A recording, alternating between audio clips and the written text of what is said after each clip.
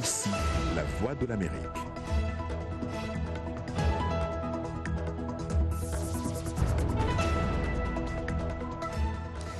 Madame, mademoiselle, monsieur, bonsoir. Jacques Aristide à Washington, très content de vous retrouver dans Le Monde aujourd'hui. Les titres que nous avons développés ce soir. Un week-end meurtrier au Burkina, au moins 15 morts dans de nouvelles attaques djihadistes dans le nord du pays. Le gouvernement se dit déterminé à assurer la sécurité des civils.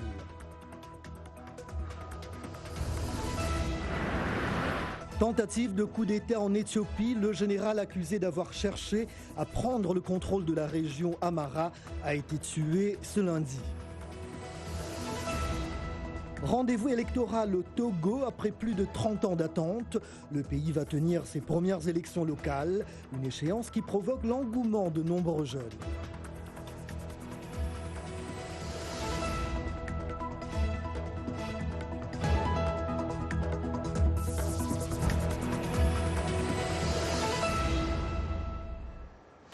Cap sur le Burkina Faso pour ouvrir ce journal. 15 personnes ont été tuées samedi dernier lors de 2 nouvelles attaques de djihadistes dans le nord du pays.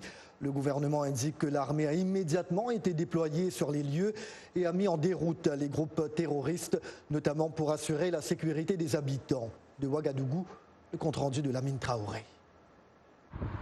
À près de 150 km de la capitale burkinabé, les villages de Sago et de Toyko-Dogo, commune de Barsalogo dans le centre-nord, ont été la cible d'attaques terroristes perpétrées par des individus armés non identifiés ce week-end. Premièrement, les groupes terroristes ont gagné, sont en train de monter en puissance et ils sont aussi en train de gagner du terrain et ils sont en train de peut-être redescendre un peu vers le centre. Et cela aussi vient encore confirmer l'hypothèse selon laquelle l'État islamique, qui était le groupe le plus, qui est le mode opératoire, et qui a le même mode opératoire, serait redescendu dans le centre-nord et un peu dans le Sahel. Le gouvernement doit prendre ses responsabilités selon les populations. C'est au gouvernement de travailler à bien gérer toutes ces questions de façon militaire, mais aussi au niveau renseignement. Et au niveau aussi local, il faut que les gens donnent aussi les informations.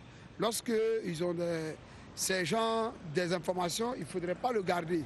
Depuis avril 2015, presque chaque semaine amène son lot de violence au Burkina. Selon un récent bilan des autorités, plus de 500 personnes ont été tuées dans des attaques. Des morts aussi bien civils que militaires. Lamine Traoré pour VOA Afrique, Ouagadougou. L'autre gros titre de l'actualité, la tentative de coup d'État en Éthiopie. Le chef de la sécurité de la région Amhara, le général Assaminyu Tsige, a été abattu par balle aujourd'hui. Plusieurs de ses complices ont été arrêtés. Pour les autorités d'Addis Abeba, le général était le cerveau du putsch manqué avec des attaques qui ont fait 5 morts samedi dernier, dont le chef d'état-major de l'armée nationale, Sierre Mekonnen, et le président de l'État Amhara, Ambachu Mekonnen. Les drapeaux étaient en berne ce lundi. Pour un décryptage, j'accueille Suleiman Baldo, expert indépendant de l'ONU et conseiller à l'ONG américaine Enough Project. Il nous rejoint de New Jersey. Bonsoir à vous.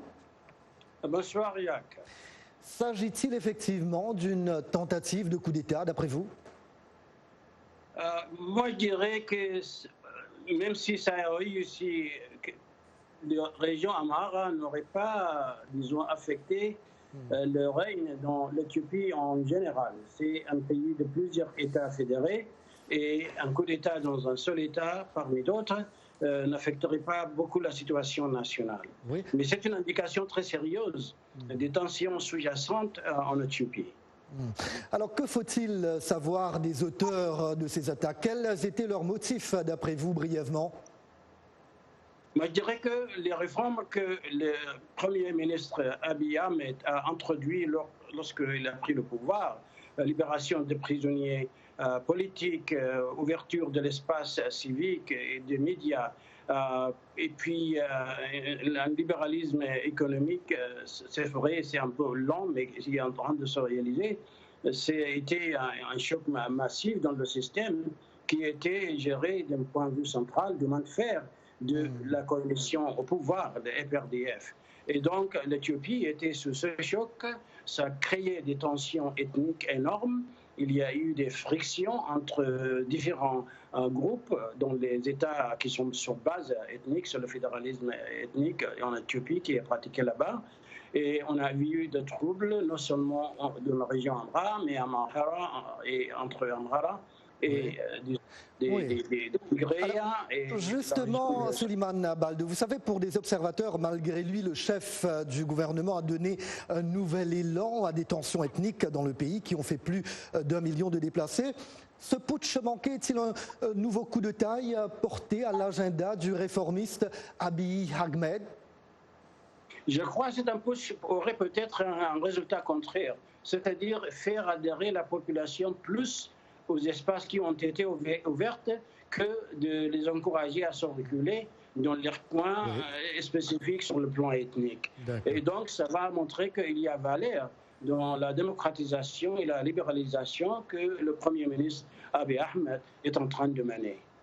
Souleymane Baldou, vous êtes expert indépendant de l'ONU. Je vous remercie. À très bientôt. Merci beaucoup. Et merci à vous, Yann. Il y a un vainqueur en Mauritanie. Dès le premier tour, Mohamed Ould Ghazouani, candidat du parti au pouvoir et dauphin du chef de l'État sortant, a remporté la présidentielle avec 52% des voix. 4 de ses 5 adversaires n'ont pas tardé pour rejeter les résultats provisoires. Irénée Hermanungbo pour les détails. L'opposition qui crie depuis des mois au risque de perpétuation d'un régime militaire et de fraude a qualifié de nouveau coup d'État la victoire annoncée au premier tour de la présidentielle du candidat du pouvoir. Et nous lançons un appel au peuple mauritanien, un appel à résister dans les limites de la loi. La résistance s'est exprimée en début de cet après-midi par une marche pacifique de protestation. Au nombre des manifestants, les 4 candidats de l'opposition. Ils tenteront de porter officiellement à la CENI leur protestation et le rejet des résultats. C'est symbolique. Le vrai interlocuteur, c'est le pouvoir. Ce n'est pas la CENI. C'est purement symbolique. Les résultats proclamés par la Commission électorale indépendante doivent être validés par le Conseil constitutionnel après examen d'éventuelles contestations, alors que les 4 candidats de l'opposition ont annoncé leur intention d'utiliser tous les recours légaux. Ils exigent de la CENI la publication des résultats bureau par bureau afin de pouvoir les comparer avec leurs propres relevés qui valideraient l'hypothèse de la tenue d'un second tour le 6 juillet. Les électeurs au Togo vont, eux, se rendre aux urnes à la fin de ce mois et ce sera pour les élections locales qui auront lieu ce dimanche 30 juin, les premières que le pays organise depuis plus de 3 décennies. La campagne rencontre un fort engagement de la part des jeunes Togolais, comme nous allons le voir dans le reportage de notre correspondante à Lomé, Kyle Orson. Le Togo se prépare aux premières élections locales de son histoire depuis 1987. En 32 ans, la gouvernance locale a été reléguée au second plan, affectant le développement effectif à la base. Nous sommes natifs de Baie et cette localité vit dans des situations d'insalubrité. C'est des zones où vous ne pouvez pas vous aventurer la nuit. Ce quartier est délaissé et abandonné, livré à lui-même. Ils sont nombreux, ces jeunes Togolais dont l'âge est compris entre 25 et 40 ans, à s'être engagés pour ces élections. Des jeunes candidats qui n'ont jamais vécu l'expérience d'une élection locale, mais qui se projettent. Le manque d'alternance au sein des formations politiques explique entre autres cet engouement de la jeunesse. Au niveau de la classe politique togolaise, de l'opposition comme de la majorité, il n'y a pas eu l'alternance qui favorise l'implication des jeunes. Parce que les jeunes voudraient quand même, à un moment donné, essayer de jouer un rôle important. Évidemment, c'est cette quête de rajeunir la classe politique togolaise qui sous-tend l'engagement du mouvement Bâtir. Nous avons une vision et notre vision, c'est de travailler en l'union et surtout avec les jeunes. Parce que depuis fort, nous avons constaté qu'au Togo, ce ne sont que les âgés qui sont devant la scène politique. Et maintenant, Bassi veut rassembler les jeunes pour pouvoir développer leur pays. Ils sont 11 447 candidats courtisant l'électorat dans les 117 communes du pays. Le scrutin est prévu pour le 30 juin prochain. Au Sénégal, la démission du frère du chef de l'État Macky Sall de la tête de la banque publique Caisse des dépôts et consignations.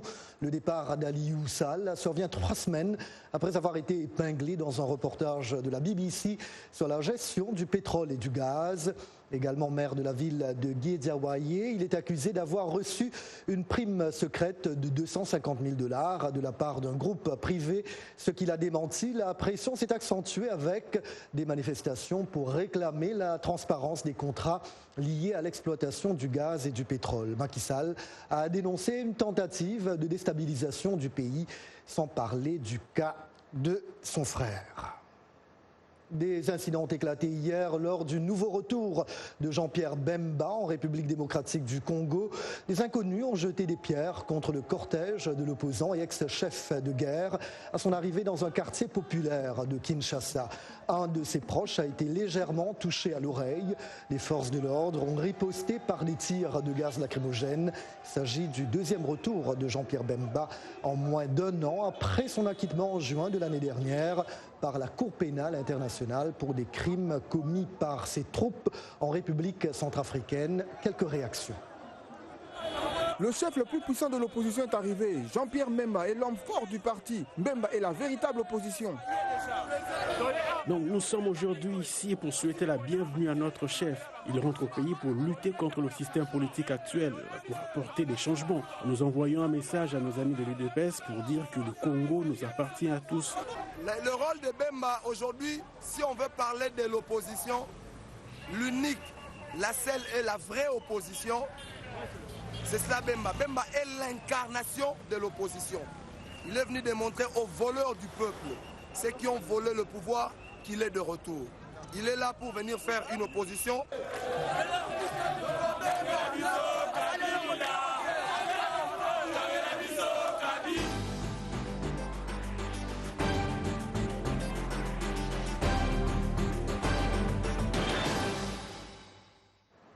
Les États-Unis, le Royaume-Uni, l'Arabie Saoudite et les Émirats Arabes Unis appellent à des solutions diplomatiques pour faire baisser les tensions actuelles avec l'Iran. Le secrétaire d'État américain Mike Pompeo, cheville ouvrière de la politique de pression maximale contre l'Iran, effectue une visite aux Émirats et en Arabie Saoudite, 2 alliés de Washington et grands rivaux de Téhéran. Pour sa part, le président Donald Trump indique avoir signé aujourd'hui un décret imposant, dit-il, des sanctions dures visant le guide suprême iranien, l'ayatollah Ali Khamenei. Téhéran dit considérer toute nouvelle sanction comme un acte hostile. Manifestation dans les villes palestiniennes contre la conférence économique de Bahreïn.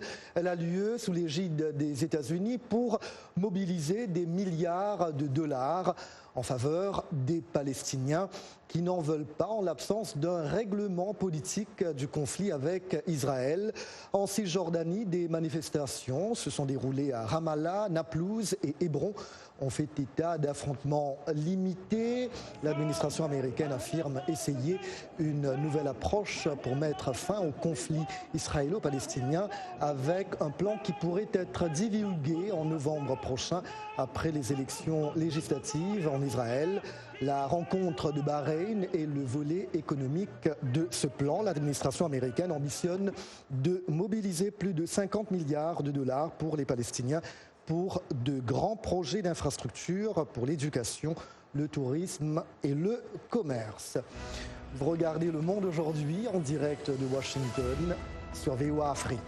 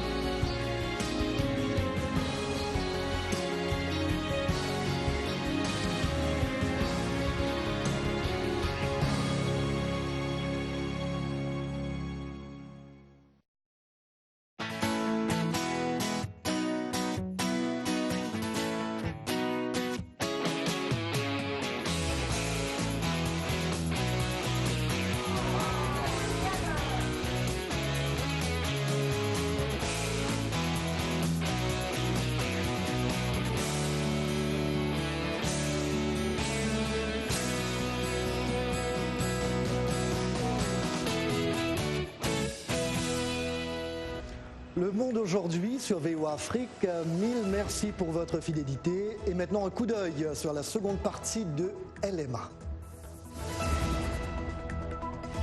Gros plan sur l'une des régions rurales américaines qui souffre d'un manque d'accès à Internet haut débit. Nous nous rendrons en Virginie occidentale pour voir comment les communautés agricoles en sont affectées. En football, la CAN 2019 bat son plein en Égypte. Victoire de la Côte d'Ivoire face à l'Afrique du Sud pour son premier match dans cette Coupe d'Afrique des Nations. Résultats, programme, toutes les infos à venir.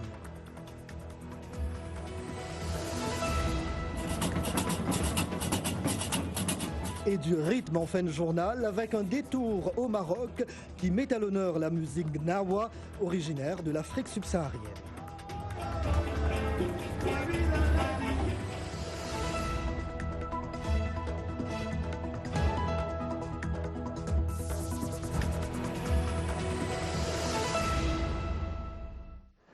Il est peut-être difficile de croire que dans l'Amérique moderne, tout le monde n'a pas accès à un service Internet haut débit.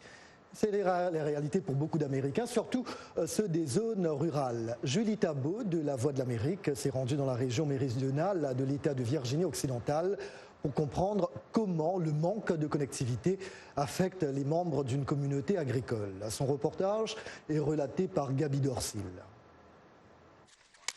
Les travaux commencent tôt à Sprockling Farms, dans cette zone rurale de Virginie occidentale. Les employés choisissent les produits bio, les rincent, les préparent et les mettent en boîte sur place. Voilà, prêt à distribuer aux clients de la région. La ferme sert également de centre de formation pour les agriculteurs en herbe qui souhaitent apprendre à cultiver et commercialiser des produits agricoles durables. Le défi consiste à rentabiliser ce processus. Afin d'améliorer les résultats financiers de l'agriculteur, nous devons limiter les coûts des centres de distribution alimentaire, donc l'agrégation, la distribution et le marketing. Pour cela, il faut une connectivité à bande passante, laquelle est actuellement limitée ou indisponible dans des zones comme celle-ci. Pour le moment, je dirais que la moitié de nos agriculteurs n'ont peut-être pas accès à l'Internet, ni même à la communication par téléphone cellulaire pour effectuer ce genre de transactions. Dans la ville de Hinton, à 30 minutes de route de Sprockling Farms, la connectivité n'est pas un problème.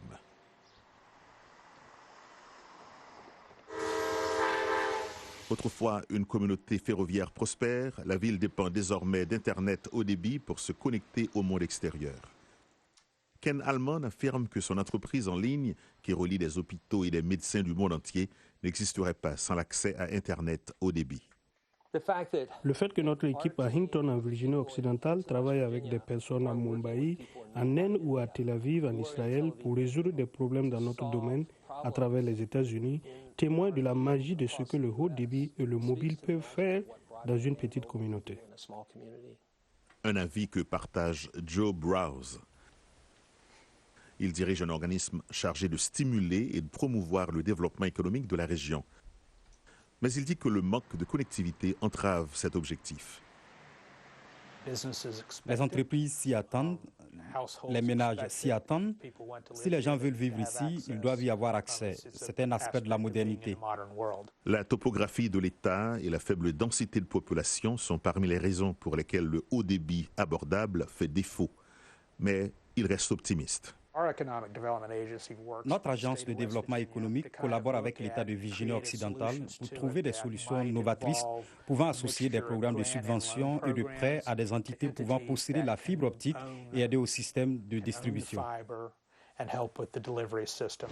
Il cite Hinton comme un modèle idéal. Selon de nombreux critères, il s'agit d'un petit endroit, mais il est en fait en avance sur le marché en termes de fourniture de haut débit. C'est ce que nous voulons raconter dans toutes les zones rurales de l'État. C'est une nouvelle encourageante pour Fritz Bettner. Si à l'avenir nous voulons faire croître le domaine de ces agriculteurs et que nous voulons plus d'entre eux dans le réseau, le problème de connectivité doit être résolu. Et quand ce sera fait, les soucis de rentabilité pour les planteurs deviendront une chose du passé. Et maintenant, comme promis, toutes les nouvelles de l'événement footballistique qui se déroule en ce moment, c'est le journal de la CAN de Yacouba Ouedraogo. Bonsoir Yacouba. Bonsoir Jacques et bonsoir à vous, amis sportifs. Nous sommes au 4e jour de cette CAN Égypte 2019 qui a commencé depuis vendredi. Et 3 matchs au programme de ce soir. L'un des pays novices de la compétition, la Mauritanie, fera son baptême de feu tout à l'heure à 20h temps universel. Face au Mali dans le groupe F. Mais déjà, dans les 2 autres matchs joués ce soir, eh bien, les éléphants de la Côte d'Ivoire l'ont emporté 1-0 devant les Bafana de l'Afrique du Sud sous 35 degrés et dans un stade vide. Les Ivoiriens nouvelle génération qui n'ont pas montré grand-chose ont été sortis de leur torpeur par un but de Jonathan Kodia à la 64e minute. La Tunisie aussi a réussi à s'imposer, en fait pas s'imposer, mais la Tunisie a réussi bien sûr à faire ce match, on va dire, face à l'Angola 1-1, toujours dans ce groupe E. Et puis Jacques, vous le savez, il y a eu des matchs. Absolument, parlons de ces matchs en cours, Yacouba. Oui, et donc je le disais, la Côte d'Ivoire a gagné 1-0. Ensuite, la Tunisie a fait 1-1 devant l'Angola. Mais on va tout simplement repartir hier dans les matchs d'hier pour dire que le Maroc a gagné 1-0 également dans la douleur. Il a fallu attendre la 89e minute de jeu et un but contre son camp d'un Namibien pour voir les Marocains sourire enfin et qui ont dû faire preuve de patience selon leur coach Hervé Renard. Je suis satisfait de la victoire. Il y a toujours des choses à dire, à redire, à améliorer. On va dire heureusement, parfois il y a des équipes qui démarrent très vite et qui vont pas très loin. Donc à part en 2012, j'ai jamais été très bon pour démarrer les Coupes d'Afrique. Donc on espère, Inch'Allah, que c'est de bon augure. Entrée parfaite aussi pour le Sénégal. Les Lions de la Teranga, sans Sadio Mané suspendu, ont logiquement remporté leur premier match contre la Tanzanie 2-0. Belle entame de compétition pour le Sénégal qui est résolument tourné vers son match contre l'Algérie. C'est du moins l'avis du défenseur central Kalidou Koulibaly. Je pense qu'aujourd'hui on est en 2019, il faut arrêter de penser au passé. On veut écrire notre histoire aussi à nous. Maintenant, on a gagné le premier match, on va se concentrer sur le deuxième match parce que ça va être un match très difficile. L'Algérie est un candidat aussi au titre. Donc voilà, on va bien préparer ce match, bien récupérer pour être prêt à 200% contre l'Algérie.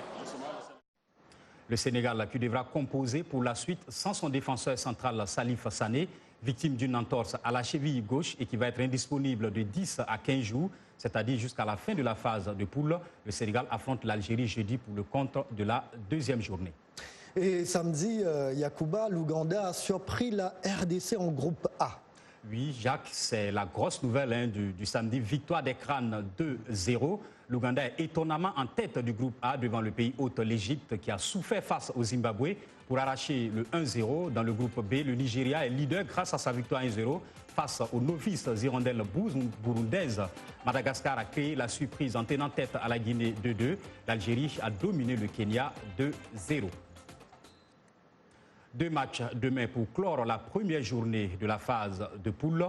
Eh bien, c'est le groupe F qui entre en lice. Le champion en titre, le Cameroun, fera face à la Guinée-Bissau à 17h temps universel. Et le Ghana jouera contre le Bénin à 20h. Dans le reste de l'actualité sportive, nous parlons du mondial féminin France 2019. Et l'Angleterre, l'une des favorites, s'est qualifiée pour les quarts de finale en écartant le Cameroun 3-0, sanctionné par les interventions de la VAR, suivant les réactions de quelques fans camerounais après le match. Après le match, il y a vraiment trop de colère par rapport à l'arbitrage, vraiment qui était très nul. L'arbitre n'a pas été de notre... L'arbitrage, en fait, n'était pas très bon, franchement. Le match en lui-même, l'Angleterre était beaucoup plus forte que le Cameroun. Et au niveau des buts, je pense qu'on a donné 2 buts qu'on aurait pu éviter. Que les Anglaises ont l'expérience du jeu, contrairement aux Camerounaises où l'inexpérience est le ré fatal. Et la VAR qui est contre eux, c'est phénoménal. Ça gâche tout. C'est dommage. Vraiment dommage. L'Afrique n'a plus de représentants dans ce mondial féminin puisque le Nigeria a été battu samedi également par l'Allemagne en 8e de finale, 3-0. Voilà donc Jacques. Merci bien Yacouba pour le journal de la CAN et d'autres nouvelles sportives. Vous revenez demain. Absolument. Merci. À demain. Mais restez avec nous, de la musique, parce que vous en avez bien besoin. Je sais que vous travaillez beaucoup en ce moment. Eh bien, la ville d'Essaouira, dans l'ouest du Maroc, a vibré du 20 au 23 juin dernier au rythme de la musique traditionnelle Nganoua. Le festival, créé il y a un peu plus de 20 ans pour célébrer cette musique importée au Maghreb par les descendants d'esclaves, attire chaque année des milliers de visiteurs. Le récit d'Abdourahmane Zia. C'est un carnaval qui a donné le coup d'envoi des festivités. Comme chaque année depuis plus de 20 ans, Essaouira, cette ville historique du littoral atlantique marocain, est un lieu de ralliement de mélomanes venus de partout. Ils viennent pour danser ou savourer les mélodies de la musique ganoua et des sonorités d'ailleurs. Je viens chaque année au festival Ganawa parce qu'on y trouve différentes musiques comme le rock et le jazz. Cette musique est populaire ici parce que c'est un genre qui peut être mélangé à d'autres rythmes. Pour cette 22e édition, une quarantaine de concerts ont été programmés sur la plage et à plusieurs endroits de la ville. Franchement, le succès du festival repose sur sa simplicité, sa spontanéité et son harmonie. Au fond, c'est ce que c'est. Les grands musiciens viennent ici, mais ils trouvent ici des mélodies qui ne peuvent être écrites ni trouvées ailleurs. Le festival est l'occasion pour beaucoup de musiciens de se frotter à d'autres et partager leur expérience. Il arrive que des artistes qui ne se sont jamais rencontrés avant se retrouvent sur la même scène. Toujours se rejoindre dans la musique. C'est pas parce que tu n'as pas répété avec quelqu'un ou tu ne le connais pas avant. La musique, c'est la même famille. Les musiciens aussi, c'est la même famille. Donc, tu peux toujours improvisionner et ça marche. En décembre, un comité international va examiner l'inscription de la musique ganoua au patrimoine oral et immatériel de l'UNESCO. En attendant, les organisateurs du festival espèrent que ce rendez-vous annuel continuera d'attirer les foules. De la musique ganoua à écouter absolument. Et puis quand la réalité augmentée, la réalité virtuelle favorise la recherche, les étudiants en pratique sage-femme de la Middlesex University de Londres apprennent à mettre un bébé au monde grâce aux nouvelles technologies en utilisant des casques de réalité augmentée et des modèles grandeur nature de mères ayant accouché. Les sages-femmes en formation participent à des naissances simulées. L'université espère pouvoir ainsi mieux les préparer aux difficultés cliniques rarement observées au jour le jour. Pour Sarah Chitongo, éducatrice en pratique de sage-femme, l'un des principaux avantages de la réalité augmentée est qu'elle permet aux étudiants de mieux comprendre le processus d'accouchement. Et voilà, point final à ce journal. Merci d'avoir été des nôtres ce soir. Rendez-vous demain, même heure, même endroit. Merci à toute l'équipe qui se joint à moi pour vous souhaiter une très belle soirée et une très bonne semaine. Merci, à demain.